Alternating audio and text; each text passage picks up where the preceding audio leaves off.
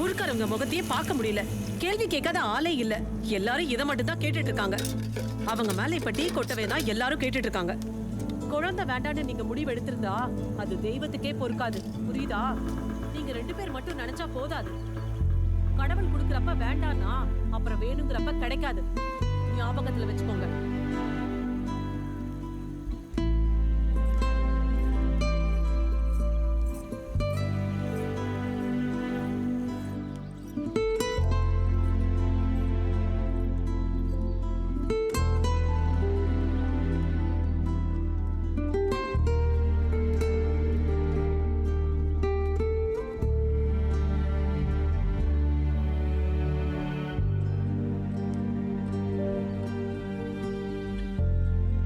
உனக்கு அம்மா பத்தி தெரியும்ல, அப்புறம் எதுக்கு சீரியஸா எடுத்துக்கிற? ஃப்ரீயா விடு.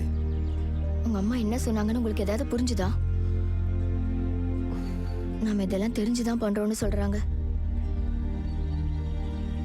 நம்ம மனசளவுல கூட யோசிக்காத விஷயத்தை தானே உங்க அம்மா சொல்றாங்க.